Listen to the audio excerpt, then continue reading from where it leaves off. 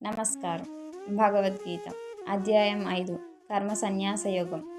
కర్మల త్యాగం కంటే నిష్కామ కర్మయోగమే శ్రేష్టమైందని ఇక్కడ వివరిస్తున్నారు. అంటే బాధ్యతల నుంచి తప్పుకోవడం కర్మత్యాగం. కానీ మనం ఒక పనిని బాధ్యతగా చేస్తూనే దాని ద్వారా వచ్చే ఫలితంపై ఆశను వదలటం కర్మయోగం. అలాగే ఇక్కడ నేను ఈ అధ్యాయం యొక్క ముఖ్య ఉద్దేశం తెలియజేయడానికి ప్రయత్నం చేస్తాను. न प्रहृष्येत् प्रियं प्राप्य नोद्विजेत् प्राप्य च प्रियं స్థిరబుద్ధిరసమ్మూఢః బ్రహ్మవిద్ బ్రహ్మణి స్థితః.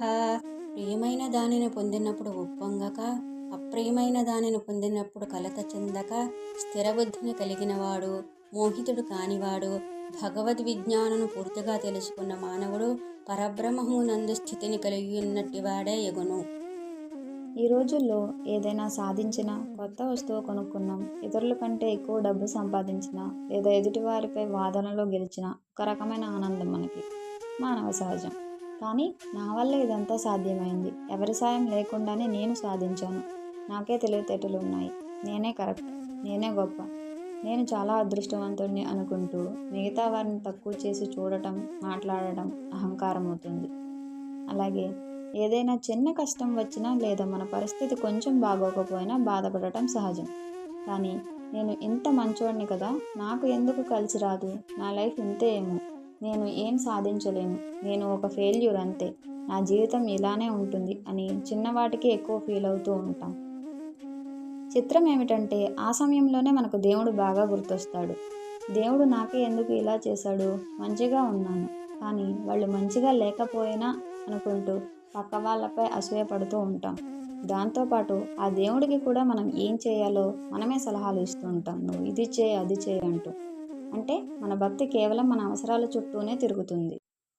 ఒక్కసారి దేవుడి దృష్టి నుంచి ఆలోచిస్తే, నాకు ఏం చేయాలో వీరు సలహాలు ఇస్తున్నారు, వీరు చేయాల్సిన పని సరిగ్గా చేస్తే అంతా బాగుంటుంది కదా అని ఆయన అనుకుంటే మన తెలివి ఎంత హాస్యాస్పదంగా ఉందో అర్థమవుతుంది. ఇక్కడ మనం తెలుసుకోవాల్సింది, జీవితం అన్న తర్వాత అప్స్ అండ్ డౌన్స్ ఉంటాయి. అప్స్లో ఉంటే మనం ఎవ్రీథింగ్ అనా, లేదా డౌన్లో ఉంటే నథింగ్ అనా? ఈ రెండు కానే కావు. But we are something.